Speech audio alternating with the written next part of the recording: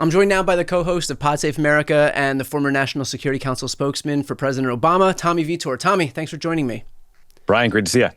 So first and foremost, we've watched as Todd Blanche, Donald Trump's deputy attorney general, went over to the prison to speak with Ghislaine Maxwell, sprinted over there before Congress had the opportunity to speak with her.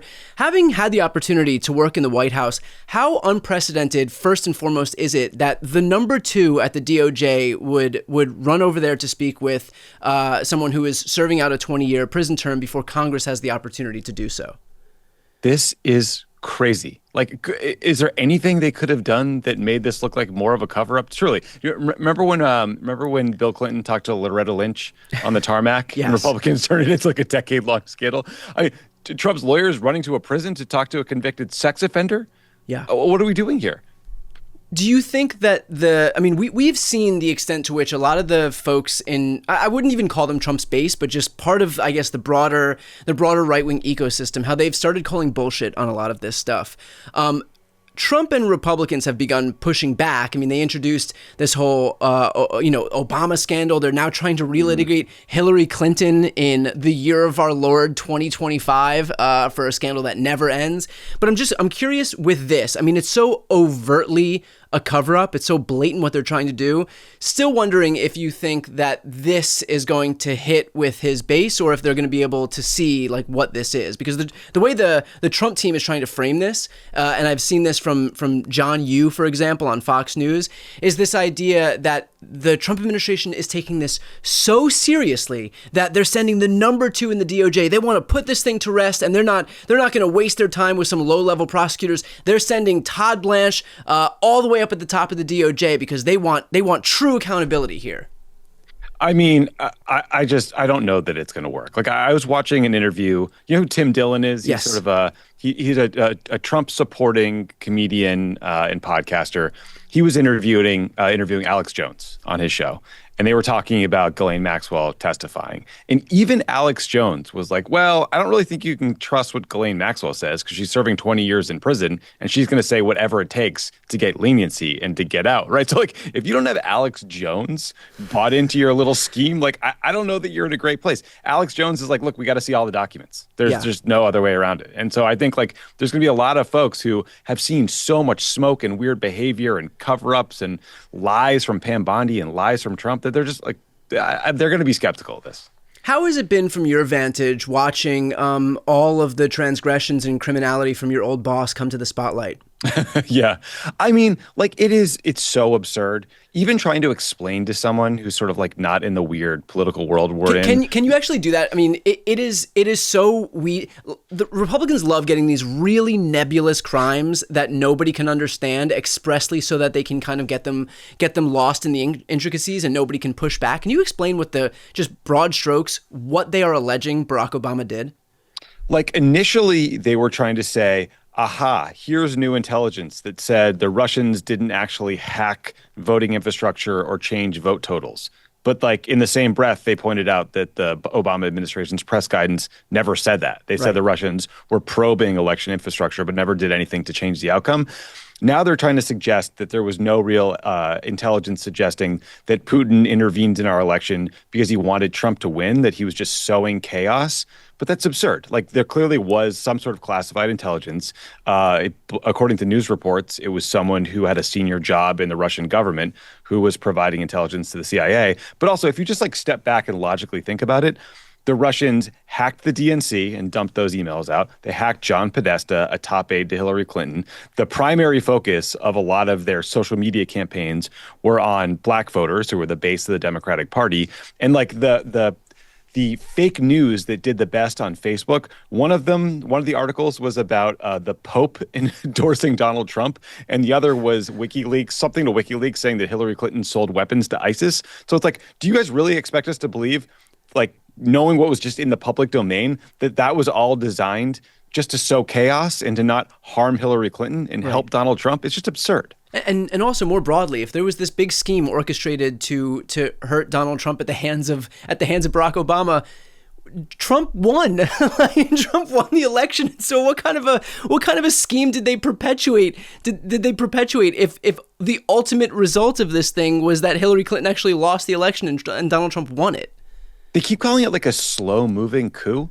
You either coup or you don't coup. Like if it was an attempted coup, there was some sort of like years long ongoing thing. Donald Trump was president, right? Like he was president for 4 years. Like, what are you guys talking about? Also, Donald Trump controlled the intelligence community for 4 years. Like the idea that Barack Obama would like cook the books and misrepresent a bunch of intelligence, knowing that the access to all of that information was going to get handed over to the Trump administration is absurd. And like, of course, Trump's team went through it at the time. There was the Durham report. There was all sorts of efforts by outside counsels to find some sort of criminality or misuse of intelligence to suggest that Russia had interfered. And there was just no there.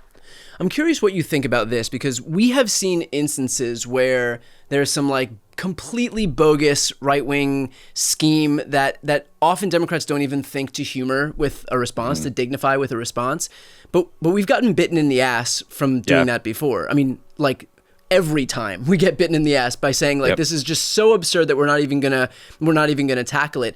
Here, we're in a situation where it's pretty much the same thing. I mean, it's so blatant that Trump is looking for some distraction so that we don't talk about Epstein.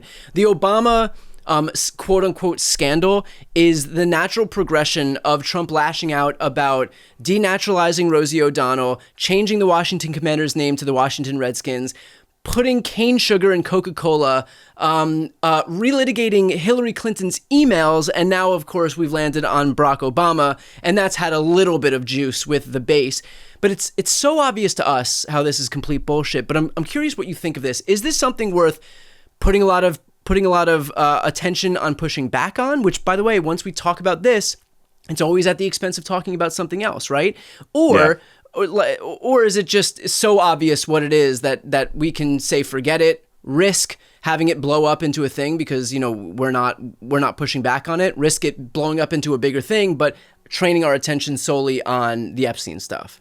Yeah, I think you may like look, if you're hitting the like Barack Obama committed treason button, like you're really worried about something else that's going on. And so when I saw him trot Tulsi Gabbard out, that was my first thought. I was like, oh my God, what is in the Epstein files? Like it must be horrific. And then later that day we learned from the Wall Street Journal it's that Trump Pam in the Bondi Epstein files. briefs Trump that his name is in there, right? So I would like to see Democrats punching back hard. Like, look, if I were Barack Obama, I would have been like, my response would have been like, man, something in the Epstein files must have been really bad, and just like punch back that way and try to, like pivot and make it about clearly the subtext text here, which is Trump is trying to distract, and then just, make the point that this has been heavily litigated. This is old news. There's no there. Like, I don't know. I just don't think, I think you can't let these things go. I think you need to punch back hard. You have to fight fire with fire. But a lot of that is not explaining, it's attacking and just making clear that this is about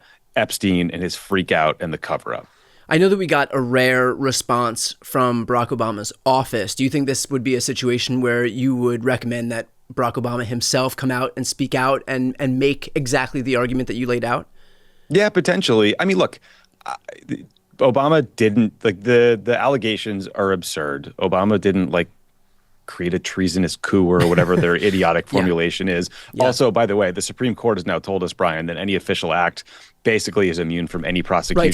So even if he did, what's the end goal here? What are we talking about, right? Yeah. But clearly Trump, like, he's so nervous about whatever's in the Epstein files that it's not enough for him to go after John Brennan or Ben Rhodes or former Obama aides. Like, he has to go after Obama himself. And Trump actually said that to a bunch of members of Congress. He was like, I want you to say that Obama himself, interfered in the election. So he's really worried. I don't know if like today is the day for Obama to go out, but I think pretty soon, if they keep trying to talk about this, like, you have to punch back. I know it sucks. It's scary. It's not what anyone wants to do. I feel really bad for former friends and colleagues of mine who are getting like dragged into this process because you don't know what Kash Patel is going to do. You don't know what Dan Bongino or Pam Bondi is going to do. Like, I wouldn't put it past them to launch some phony investigation or prosecution and just like make people's lives a living hell. But we got to fight this thing in the court of public opinion and try to respond. Well, I mean, my best advice for anybody that's looking not to get in the crosshairs of Cash Patel or Dan Bongino is just to say that they were in the Epstein files. It's a Yeah, good way just to hide. Good way to get them to ignore it. So with that said, highly recommend for everybody watching right now, if you are not yet subscribed to Pod Save America's YouTube channel, I'm going to put the link right here on the screen and also in the post description of this video. It doesn't cost anything to subscribe, but it helps build up progressive media. So go ahead and hit the subscribe button and help grow this ecosystem that we have on the left. Tommy, appreciate your time. Thanks, Brian.